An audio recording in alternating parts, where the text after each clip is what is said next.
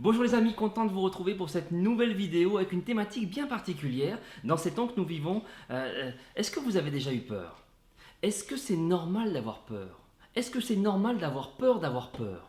Oui, c'est un petit peu compliqué ça. Est-ce que c'est bien d'avoir peur quand j'ai peur? La peur, c'est un sentiment très négatif aujourd'hui. D'ailleurs, on enseigne aux tout petits, mais n'aie pas peur. Pourquoi?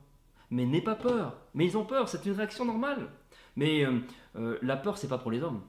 D'ailleurs, la peur, c'est que pour les filles. Oui, nous avons cette voix qui devient grave lorsque nous disons je n'ai pas peur. Ça, c'est un problème, parce que la peur est pour tout le monde. Nous avons tous des peurs, nous avons tous des craintes. D'ailleurs, j'aimerais vous dire que lorsqu'un enfant a peur et qu'on lui dit n'aie pas peur, ça ne change rien, il a quand même peur. Et regardons à son premier réflexe. Le premier réflexe d'un enfant qui a peur, le premier réflexe naturel, c'est de courir dans les bras de son papa et de sa maman. Pour quelle raison?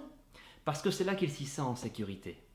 Et s'il n'y a pas papa ou maman, il y a un adulte qui est là et il s'y sent en sécurité. C'est le premier réflexe primaire. Et vous savez quoi? Nous perdons ce réflexe avec l'âge. Nous perdons ce réflexe naturel de courir vers quelqu'un dans les bras de qui on se sent en sécurité.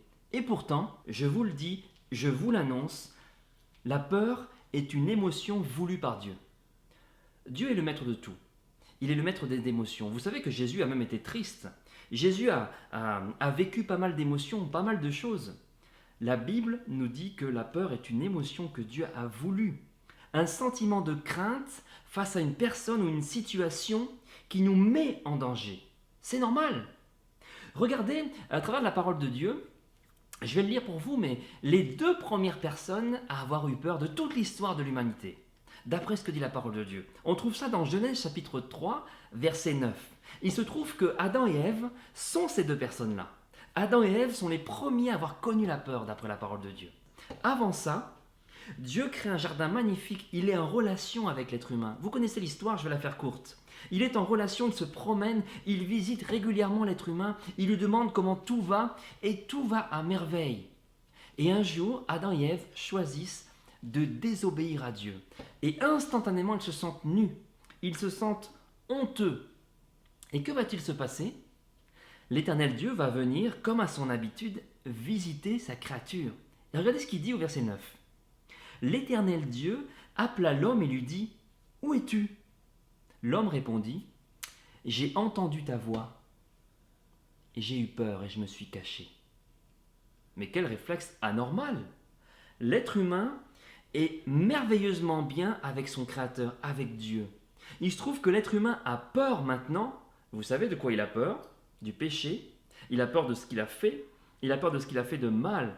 Et comme il a peur, il cherche à s'éloigner de celui qui le met en sécurité. Le réflexe-là a été anormalement tronqué. Alors que Dieu voulait juste apprendre à l'homme dans cette situation à dire tu as peur parce que tu as mal fait, c'est vrai, mais tu as peur, reviens vers moi. L'homme est allé à l'opposé. Il est allé complètement à l'opposé. La fuite est une des solutions que nous utilisons lorsque nous avons peur. Lorsque nous ne voulons pas réfléchir. Moi, je crois que Dieu a inventé la peur au même titre que chacune des terminaisons nerveuses que j'ai sur ma main et sur tout mon cœur du reste. Ces terminaisons nerveuses fonctionnent merveilleusement bien. Nous nous sommes tous coupés un jour ou brûlés. Imaginez que je mette ma main malencontreusement sur quelque chose qui est bouillant. Que va-t-il se passer? Le signal de la douleur va être transmis jusqu'à mon cerveau et mon cerveau va faire réagir les muscles pour enlever ma main. Le signal de la douleur, c'est exprès pour se sortir de cette situation. Et très souvent, j'enlève ma main et je la mets vers moi. Je ramène ça vers moi. C'est un réflexe naturel de venir vers là où je me sens en sécurité, vers moi. J'ai jamais vu quelqu'un qui, se brûlant, fait « Wow !» Non, ça n'existe pas. Je ramène ma main, j'ai eu mal, et après je me la touche comme ça. Imaginez un seul instant qu'on enlève la fonction de ces terminaisons nerveuses. Je ne ressens plus le mal. Je ne ressens plus la douleur. Il existe une maladie, ne me demandez pas le nom. Il existe une maladie, les gens ne ressentent plus la douleur. Je mets ma main dans un bac d'eau bouillant, je ne sens rien. Mon cerveau ne peut pas savoir que j'ai mal. Et donc ma main va être détruite, brûlée, 3e degré, ça va être terrible, je vais peut-être même la perdre. Je crois que Dieu a créé la peur au même titre que ces terminaisons nerveuses, comme une réaction naturelle d'autodéfense. J'ai peur, il faut que je me précipite. Lorsque j'ai peur, mon premier réflexe doit être le réflexe primaire, comme celui d'un enfant. Vous savez, lorsqu'un enfant a peur, qu'il se précipite vers son papa, vers sa maman, il ne sait pas ce qui va se passer. Il ne sait pas quelle est la solution qui va être engagée. Mais ce réflexe-là, il doit exister. C'est la première chose que j'aimerais vous apporter ce soir. Lorsque j'ai peur, je dois courir vers mon Créateur. Il n'y a que lui qui garantit ma sécurité. Oh oui, nous avons toutes sortes de dieux qui garantissent notre sécurité. J'ai une maison fermée à clé avec un système protégé. Waouh! J'ai un compte bancaire bien rempli qui me protège de tout ce qui peut m'arriver. J'ai une assurance. Toutes ces choses que l'homme a inventées pour remplacer la bulle de sécurité que Dieu avait créée au départ avec l'être humain. Lorsque j'ai peur, je vais d'abord penser, ok, j'ai mon assurance, je suis assuré, ça va aller. Après, il va falloir que je fasse les papiers. Ok, j'ai plus de véhicule, j'ai eu très peur dans cet accident. Et puis, il m'est arrivé quelque chose. Est-ce que je serai indemnisé ? Je ne peux plus aller travailler en ce moment. Est-ce que l'État va mettre en place quelque chose ? Parce que je suis artisan, je ne vais plus avoir de quoi manger, de quoi vivre. Que va-t-il se passer ? Ah, j'ai mon Dieu, mon gouvernement qui est là, qui va prendre soin de moi. Et priez pour les gouvernements, parce qu'en ce moment, ils sont vraiment embêtés.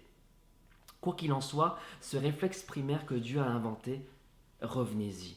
Lorsque j'ai peur, je me tiens devant toi. Je reviens dans les bras du Seigneur, au pied de la croix. Lorsque j'ai peur, je ne dois pas perdre mon temps à essayer de trouver des solutions. Ça, c'est la deuxième chose. Parce qu'un enfant, quand il a peur, il ne va pas réfléchir à qu'est-ce qui va se passer. Pour lui, son papa est le super-héros. Sa maman, elle sait toutes choses pour le consoler. Elle pleure avec lui. C'est extraordinaire. Voilà ce qui se passe lorsqu'un enfant a peur. Et lorsque j'ai peur, ça devrait être la même réaction.